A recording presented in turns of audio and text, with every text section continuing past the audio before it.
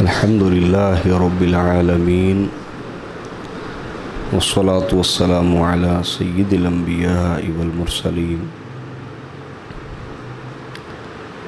وعلى آله وصحبه أجمعين أما بعد فأعوذ بالله من الشيطان الرجيم بسم الله الرحمن الرحيم لقد كان لكم في رسول الله أسوة حسنة صدق الله مولانا العظيم وبلغنا رسوله النبي الكريم الأمين. محترم معزز حاضرین، السلام علیکم ورحمۃ اللہ وبرکاتہ۔ اللہ رب العزت کا شکر ادا کرتے ہیں جس کی توفیق خاص سے ہم سب جمعۃ المبارک کے دن اس کے گھر میں حاضر ہیں۔ حاضرین، پچھلے جمعہ میں نے تاریخ منافقت کے اوپر کچھ گفتگو کی تھی، چونکہ ہمارا سلسلہ وار سیرت رسول صلی اللہ علیہ وآلہ وسلم کا موضوع جاری ہے، تو حضور کی مدنی زندگی کو سمجھنے کے لیے منافقین کو جاننا بھی ضروری ہے، اور کوئی بھی ایک مضبوط نظام ہے اسے سرعام مخالفوں کا بھی سامنا ہوتا ہے اور اسے منافقوں کا بھی سامنا ہوتا ہے، اور یہ ایک فطرتی سی بات ہے کہ جو کھلے بندوں دشمن ہوتا ہے، ایک واضح دشمن ہوتا ہے، وہ اتنا زیادہ خطرناک نہیں ہوتا جتنا ایک منافق چھپا ہوا دشمن خطرناک ہوتا ہے۔ اس کی وجہ یہ ہے کہ جو ایک اعلانیہ دشمن ہے، انسان اس سے پوری احتیاط کی کوشش کرتا ہے، اپنے دفاع کی کوشش کرتا ہے، اور اپنا کوئی راز اس تک پہنچنے نہیں دیتا، اپنی طرف سے پوری انسان کوشش کرتا ہے۔ لیکن جو شخص منافق ہے وہ آپ کے ساتھ ہی ہوتا ہے، آپ کا ہر راز اس تک پہنچ رہا ہوتا ہے۔ میری بات آپ سمجھ رہے ہیں یا نہیں؟ بولیے نا۔ تو ایک شخص نے یہاں اس موضوع پر مجھ سے سوال کیا کہ اگر کوئی منافق اعتماد ہی اتنا دل میں بنا لے تو بندہ کیا کرے؟ تو میں نے انہیں کہا کہ منافق اور جاسوس ہوتا ہی وہی ہے جو اپنا اعتماد جیت لے اور آپ کے دل میں اعتماد بنا لے۔ اگر وہ اعتماد نہیں نا جیت پاتا اور آپ کے دل میں اعتماد بنا نہیں پاتا تو وہ ایک اچھا جاسوس ہی نہیں ہوتا۔ ایسا ہی ہے جی۔ تو اس لیے ایک کامیاب نظام کیسے کامیاب ہوتا ہے، اس کو جاننے کے لیے جہاں ہمیں دشمنوں کی چالوں کو سمجھنا ضروری ہے، وہاں منافقوں اور چھپے ہوئے دشمنوں کو سمجھنا بھی ضروری ہے۔ اور اسی وجہ سے میں نے یہ موضوع آپ کے سامنے رکھا، تاریخ منافقت کے حوالے سے، اسلام کے اندر منافقت کی تاریخ کیا ہے، اور اس پر پچھلے جمعے گفتگو کافی تفصیل سے کی، وہیں سے آگے گفتگو آج شروع کرتے ہیں، اور یہ یقیناً آپ کے لیے فائدہ مند ہوگی۔ تو ہم نے یہ بات کی تھی کہ یہود جو تھے وہ مختلف ادوار سے گزرے، مختلف دوروں سے ان پہ دور آئے نا۔ کوئی دور تھا جس میں وہ ایک فاتحانہ شان کے ساتھ بابل سے، عراق سے کنان چلے گئے۔ میں مختصراً پھر بتانے لگا ہوں۔ کنان سے دور یوسف علیہ السلام میں وہ مصر چلے گئے، وہاں سے بغاوتوں اور غداریوں کے نتیجے میں غلام بنا لیے گئے۔ حضرت موسیٰ کے دور میں آزاد کر کے پھر وہاں سے فلسطین کی طرف چل پڑے۔ حضرت یوشع بن نون کے دور میں فلسطین میں ان کی دوبارہ حکومت ہوئی، بنی اسرائیل، حضرت یعقوب کی اولاد، جن کو آپ یہود بھی کہتے ہیں، لیکن یہ ضروری نہیں ہے کہ کوئی بنی اسرائیل ہو اور وہ یہودی بھی ہو، لیکن ایک اصطلاح ہے. کیا ہے؟ ایک ٹرم ہے، ایک اصطلاح ہے، ایک رواج تھا کہ باپ کی جو اولاد ہے وہ باپ کی طرف بھی منسوب ہوتی تھی اور بڑے بیٹے کی طرف بھی منسوب ہوتی تھی. تو حضرت یعقوب کے ویسے تو 12 بیٹے ہیں، ایسا نہیں ہے کہ وہ سارے یہودی تھے. یہودی تو بڑے بیٹے کی اولاد ہی ہوگی نا، یہودا کی اولاد، لیکن ایک رواج تھا ان کے ہاں کہ اولاد باپ کی طرف بھی منسوب ہوتی تھی اور بیٹے بولے نا بڑے بیٹے کی طرف بھی منسوب ہوتی تھی. تو یہودا چونکہ بڑا بیٹا تھا اس لیے بنی اسرائیل اصطلاحی طور پر یہودی کہلائے جانے لگے، حالانکہ سارے یہودی حقیقت میں نہیں ہیں، بنی اسرائیل ہیں. بنی اسرائیل زیادہ درست لفظ ہے ان کے لیے بولنے میں، لیکن ایک رسمی طور پر، ایک اصطلاحی طور پر انہیں یہودی کہا جاتا ہے. سمجھ گئے جی بات؟ ہاں. تو میں یہ بات کر رہا تھا فلسطین، وہاں دوبارہ آ گئے، وہاں سے پھر انہوں نے مختلف اقوام کو چھیڑا، خرابیاں کیں، ظلم و ستم کیے. اس پر عراق کا بادشاہ تھا بخت نصر. کون؟ بخت نصر عراق کا بڑا زبردست بادشاہ تھا.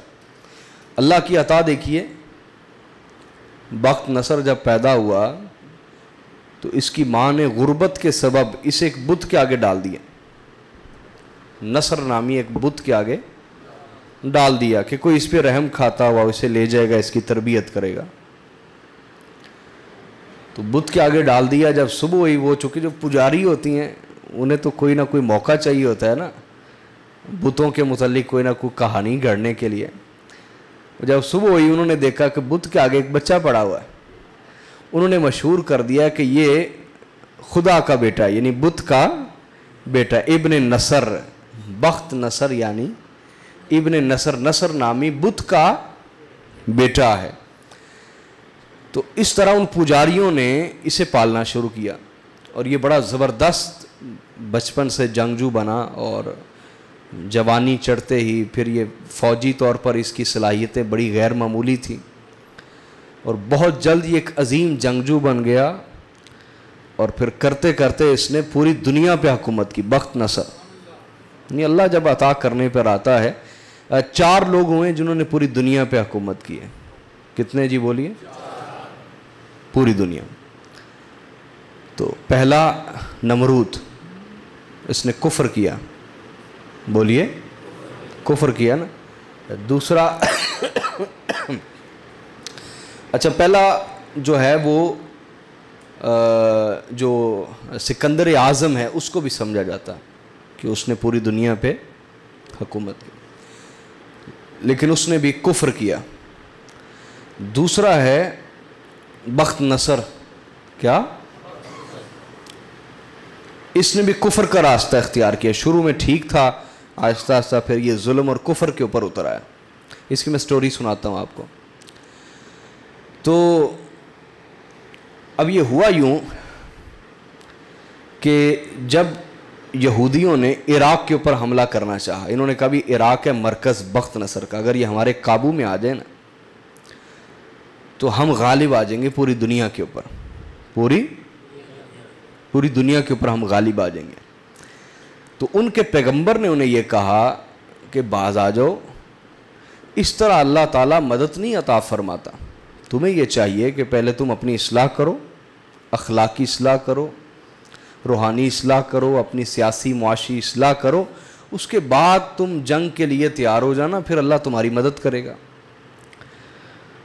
انہوں نے کہا نہیں، یہ جو شخص ہے یہ ہمارے راستے میں رکاوٹ ہے. اپنے پیغمبر سے کہا، اس دور کے جو بنی اسرائیل تھے. انہوں نے کہا کہ نہیں، ہمیں سیاسی ہولڈ چاہیے، ہمیں حکومتی طور پر ایک سلطہ چاہیے، اختیار چاہیے، حکومتی طور پر، سیاسی طور پر. یہ کشمکش ان کے اور ان کے پیغمبر کے درمیان چلتی رہی. ان کے پیغمبر انہیں منع کرتے رہے کہ ابھی تم اس پوزیشن میں نہیں ہو, تمہاری اپنی اصلاح ہی نہیں ہوئی, تمہارے اخلاق بگڑے ہوئے ہیں, تم میں سود عام ہے, تم میں زنا عام ہے, تم میں شراب عام ہے, تم میں غریبوں پر ظلم کرنا عام ہے, زیادتی کرنا عام ہے. تمہارے پاس جتنا اختیار بڑھے گا تم اتنے بڑے ظالم بنتے جاؤ گے, تمہارے پاس جتنی طاقت آئے گی تم اتنے بڑے ظالم زیادہ بنو گے. پہلے اپنی اصلاح کر لو پھر اس طرف آنا. نتیجتاً کیا ہوا, کشمکش کافی بڑھ گئی اپنے پیغمبر کے ساتھ. اب آپ کہیں گے کہ یہ اپنے نبیوں کو مانتے کیوں نہیں تھے؟ ایک سوال ہے نا آپ کے ذہن میں, بنی اسرائیل اپنے نبیوں کو کیوں نہیں مانتے تھے؟ ہم میری طرف توجہ کریں. ایک ایسا جواب جو میرے بھی ذہن میں آتا تھا, پھر خود ہی پڑھ کے چھوٹی عمر میں آتا تھا. مثلا بنی اسرائیل نے اپنے انبیاء کو قتل کیوں کیا, مانتے کیوں نہیں تھے؟ ایک سوال میرے بھی ذہن میں آتا تھا, آپ میں سے کئی لوگوں کے ذہن میں آتا ہوگا. اس کا جواب سنیں, علماء یہود کیوں نہیں مانتے تھے؟ ہوتا یہ تھا, اب حضرت موسیٰ علیہ السلام پر تورات نازل ہوئی ہے. کیا نازل ہوئی ہے؟ تورات شریعت کی کتاب ہے, احکام کی کتاب ہے, کمانڈمنٹس کی کتاب ہے, تعلیمات کی کتاب ہے, قوانین کی کتاب ہے تورات. تورات کے بعد جتنے انبیاء بھی آئے ہیں انہوں نے احکام کے لیے تورات ہی کی تبلیغ کی ہے. اتنی بات سمجھ گئے؟ تورات ہی کی بولیے تبلیغ کی ہے, ان پر الگ سے احکام کی کتاب نہیں اتری. مثلا حضرت داؤد علیہ السلام پر زبور اتری. زبور کوئی احکام کی کتاب نہیں تھی کہ یہ کرو یہ نہ کرو, یہ کرو یہ نہ کرو, احکام نہیں تھے. زبور مناجات تھیں, سپلیکیشنز تھیں, اللہ کے حضور دعا کیسے کرنی ہے, مناجات مانگنا کیسے. زبور دعاؤں کی کتاب تھی, مناجات کی کتاب تھی. آج بھی آپ دیکھیں نا, جو موجودہ بائبل بھی ہے اس میں جو دعاؤں والا حصہ ہے وہ اس کو زبور کہتے ہیں. جو چرچوں کے اندر عیسائی پادری پڑھتے ہیں نا مناجات کی صورت میں, ان کے ہاں ایک دعاؤں کی صورت میں جو چیزیں پڑھی جاتی ہیں, وہ آج بھی چاہے وہ کچھ بگڑی ہوئی حالت میں ہیں لیکن ہے ضرور. تو موسیٰ علیہ السلام کے بعد جتنے نبی بھی آئے احکام کے لیے وہ تورات ہی کی تبلیغ کرتے تھے. ایک بات سمجھ گئے؟ اب دوسری سمجھیں. جو علماء ہوتے نا تورات کے, انہی میں سے اللہ کسی کو نبی چن لیتا.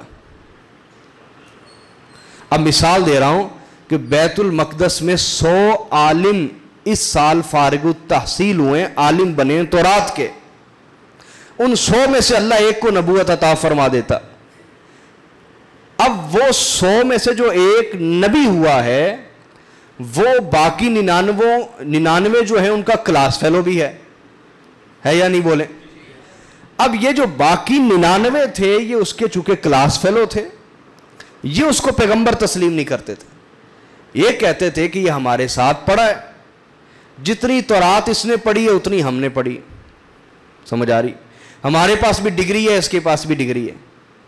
اگر ہم اس کو پیغمبر مان لیتے ہیں تو پھر کوئی ہمیں نہیں پوچھے گا کہ آپ کس چیز کے عالم ہیں.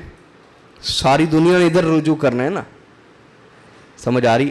حسد کے سبب علماء یہود اپنے انبیاء کو مانتے نہیں تھے, کیونکہ جو نبی ہوتے تھے وہ انہی کے کلاس فیلو بھی ہوتے تھے, وہ انہی کے ساتھ پڑے ہوئے بھی ہوتے تھے. بات سمجھ آ رہی ہے نہیں؟ مثلا زکریا علیہ السلام کو جنہوں نے شہید کیا وہ سارے علماء یہود جو تھے وہ حضرت زکریا علیہ السلام کے کلاس فیلو تھے. وہ سارے مل کے حضرت عمران علیہ السلام کے پاس تورات پڑھتے تھے. حضرت عمران حضرت عیسیٰ علیہ السلام کے نانا, حضرت مریم کے والد. میری بات سمجھ آ رہی ہے نہیں؟ اب یہ سارے کلاس فیلو بھی تھے. زکریا علیہ السلام کو اللہ نے نبوت عطا فرمائی, وہ نہیں مانتے تھے. وہ کہتے تھے ہمارے ساتھ بیٹھ کے پڑھتا رہا, آج یہ نبی ہو گیا. اس طرح کی باتیں کرتے, حسد میں آتے تھے. دوسرا یہ ہوتا تھا کہ وہ سارے کے سارے ایکا کرتے تھے, اتفاق یہ کرتے تھے کہ تورات کے جو سود کے خلاف احکام ہیں وہ عوام کو نہیں بتانے, کیونکہ انہوں نے ایک ذہن یہ دیا ہوا تھا کہ اگر ہم سود کی اجازت نہیں دیتے تو ہماری آمدنی کہاں سے آئے گی. تو انہوں نے یہ فتویٰ دیا ہوا تھا کہ آپ سود لیں, اس کا کچھ حصہ اپنے علماء کو جمع کروانا ہے, پھر آپ کے لیے سود جائز ہے. میری بات سمجھ آ رہی ہے نہیں آ رہی؟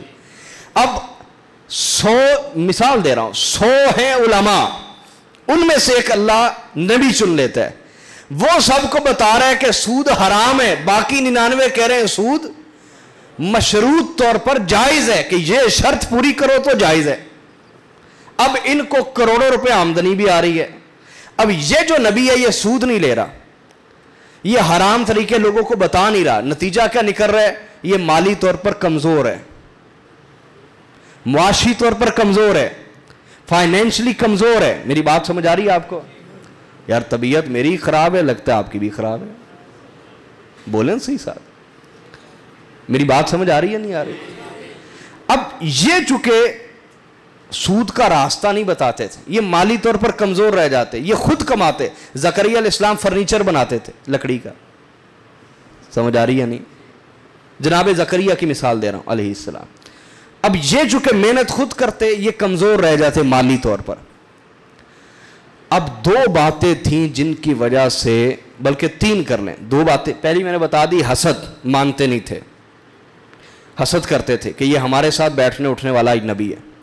دوسرا، جو کاروباری معاملات میں وہ خرابیاں کرتے تھے علماء یہود، جو نبی ہوتا وہ کہتا نہیں یہ جھوٹ بولتے ہیں، تورات میں ایسا نہیں لکھا، وہ اس وجہ سے بھی دشمنی کرتے کہ یہ بندے کو اگر خود مال نہیں چاہیے، ہمارے پر تو رحم کھائے، ہمیں پیسہ آ رہا ہے، ہمارا کیوں پیسہ بند کر رہا ہے؟ نفرت کرتے اور حسد کرتے۔ بات سمجھ آ رہی ہے نہیں؟ حق کو چھپاتے، کیا؟ حق کو چھپانا دوسرا جرم تھا ان کا، پہلا حسد، دوسرا، تیسرا بھی اسی کی مثل ہے کہ حضور سید دو عالم صلی اللہ علیہ وسلم کے متعلق جو تورات میں نشانیاں تھیں ان میں وہ تبدیلیاں کرتے تھے۔ یعنی تورات میں یہ لکھا تھا کہ خاتم النبیین حضرت اسماعیل کی اولاد میں ہوں گے، نہ کہ حضرت اسحاق کی اولاد میں۔ انہوں نے اس کو تبدیل کیا ہوا تھا اور لوگوں کو بتاتے تھے کہ وہ بنی اسحاق میں آئیں گے، نہ کہ بنی اسماعیل میں آئیں گے۔ یہ پچھلے جمعے میں نے اس پہ بات کی تھی کہ اس وجہ سے بھی انہوں نے رسول اللہ خاتم النبیین کو نہیں مانا تھا، حسد میں آگے کہا نہیں وہ تو بنی اسحاق سے آنے تھے۔ وجہ کیا ہے؟ ان کے علماء نے حق چھپایا۔ اب جب 100 یہ بات کر رہے ہیں، ایک بندہ یہ کہہ رہا ہے نہیں یہ 99 غلط ہیں، میں ٹھیک کہہ رہا ہوں، تو رات میں یہ لکھا ہے کہ خاتم النبیین صلی اللہ علیہ وسلم یہ ہوں گے، اس طرح ہوں گے، اس طرح ہوں گے اور اس طرح ہوں گے، سمجھ رہے ہیں؟